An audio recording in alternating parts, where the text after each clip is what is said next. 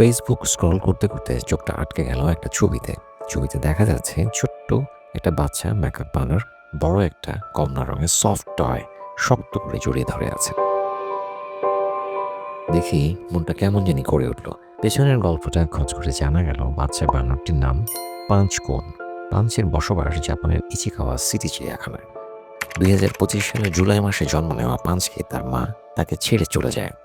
বন্য পরিবেশ হলে হয়তো সে বাঁচতেই পারত না, কিন্তু সৌভাগ্যবশত সে জন্মেছে চিড়িয়াখানায়। কর্মীরা তাকে যত্নে বড় করছে, কিন্তু তার মা না থাকায় সে অন্য বানরদের সাথে ঠিক মিশতে পারে না।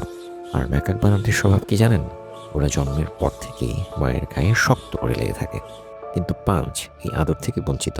তার দুশ্চিন্তা এবং একাকিত্ব কাটাতে চিড়িয়াখানার কর্মীরা তাকে একটা বিশাল নরম ওরাং ওটান পুতুল দেয়। অদ্ভুত হলেও সত্যি, ওই পুতুলটি হয়ে ওঠে তার নিরাপত্তার জায়গা। আমরাও তো আমাদের বাচ্চাদের এমন খেলনা দিই।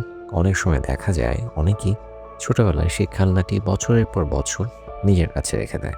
এক ধরনের গভীর অ্যাটাচমেন্ট তৈরি হয়। মনোবিজ্ঞানের ভাষায় পাঞ্চ কোণের ক্ষেত্রে একে বলা হয় ট্রানজিশনাল অবজেক্ট। এটি মায়ের বন্ধনের বিকল্প হিসেবে কাজ করে এবং শিশুকে স্বাধীন হতে সাহায্য করে। ডোনাল্ড উইনিকিটের মতে এটি মায়ের বন্ধন এবং নিজের স্বনির্ভরতার মধ্যবর্তী একটি সেতু, যা শিশুকে একাকিত্বে নিরাপত্তা দেয়। পাঞ্চের ক্ষেত্রেও ঠিক সেটাই হয়েছে। এই পুতুলের সাহস নিয়ে ধীরে ধীরে অন্য বানরদের সাথে মিশতে শিখছে, গ্রুমিং করছে, খেলছে, দলে উঠছে।